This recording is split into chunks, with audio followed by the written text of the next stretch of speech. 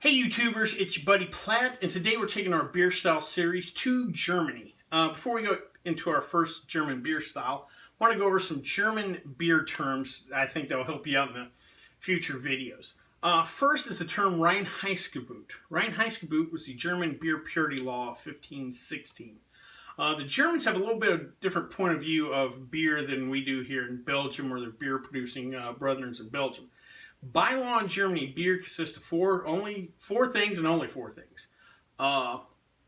Malt, hops, yeast, and water. That's it. Unlike here in the States, where you add fruit and spices and adjuncts and syrups and sugars and all kinds of stuff, the Germans like it simple. That is the reason for the Reinheitsgebot. The next term is Hefe, which stands for yeast. If you heard the term Hefeweizen, never tried one of those beers, you get that yeast haze in there. So that's Hefe. The term Alt, if you hear the term Alt in German beer, that stands for old, and it kind of references some of the older ale-style beers from Germany. The term Bock. Term Bock has a couple of meanings. One, billy goat. If you ever remember the beer Zig and Bock, they had a goat on the label. But the term that we use for brewing, or beer, the term Bock means strong. These beers tend to be a little higher ABV than your typical session beer. The next term is Doppelbock, which means double Bock. Now we're pushing around the 7% ABV range on those style beers. The next term you're going to hear is Weizen, which is wheat. If you remember Hefeweizen, these are wheat beers and with a yeasty characteristic to it. So yeast, wheat on Hefeweizen. The next term is Dunkel, which is dark. So if you hear that with a beer, it's going to be dark. It's going to be dark in color. So if you hear a Dunkelweizen, that's a dark wheat beer. The next term is Helles. Helles is light or bright. These are lighter, usually lager style beers, so you won't hear Dunkel and Helles together in a beer term. The next one is Rausch. Rausch is smoked, the German term for smoked. These beers are a Rausch beer. They smoke the malt they use in the beer, and that smokiness comes through in the flavor. The next term is Weiss, which is different than Weizen. Weizen was wheat. Weiss in German is white. Think of it like the wit beers we tried in Belgium, or the white beers from Belgium. So in German they would use Weiss instead of wit in that sense. Last is the term lager. Now most of you might say, well, I know what a lager is, lager yeast, ale yeast, and that's true. But the term lager in German means to store. And what they would do is take these beers and they would store them in caves, cool caves that maintain the temperature, and they would let these beers rest longer than let's say when you do a generic pale ale at home. If you're doing home brewing, and you'll let it ferment for a couple of weeks, and then you might let it set a couple of weeks in your bottles before you throw it in the fridge and get ready to drink. They would lager it. They would keep these beers longer. Like I said, it means to store.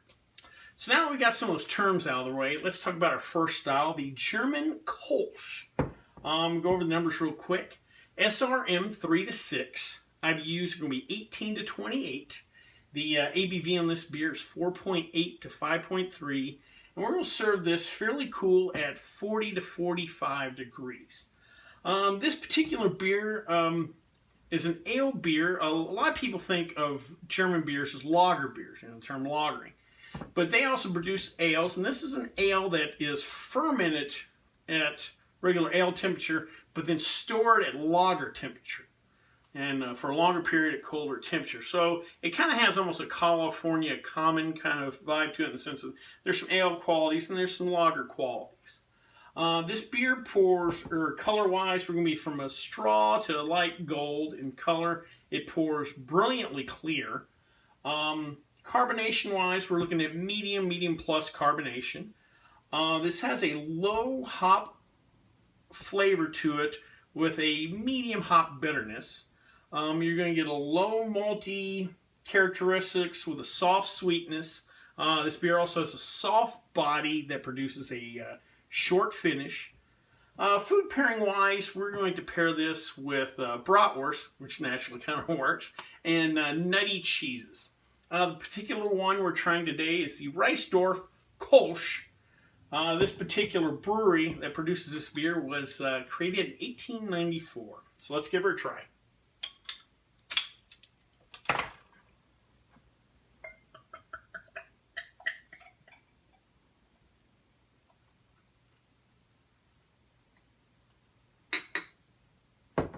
Alright, we got a nice about 1-inch head on this.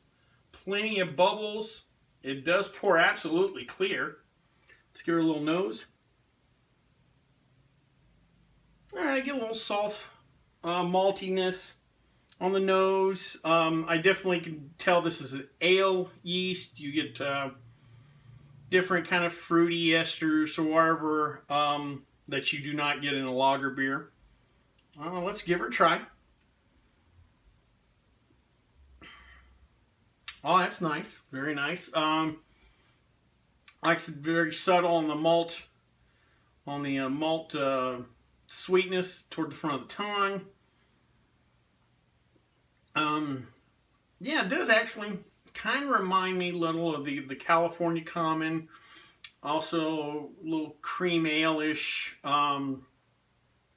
It's a light beer, but it has a little more viscosity, a little more character than like a lager, even though this pours like a, Coors, Miller, Bud Light almost look to it. A little slight darker color, but does carry more of those ale characteristics to it. Nice short finish. I do pick up a little bit of the hot bitterness that keeps this, nicely balanced. I can tell this is definitely brewed and catered more to our summer type beer. Nice and refreshing. Goes down easy. And kind of clean on the palate as far as the finish goes. Well, I hope you liked this video. If you did, please subscribe down below. If you have any questions, comments, or concerns, please leave them in the comment section down below. And you can always follow me on the Twitter page. Well, until next time, bottoms up.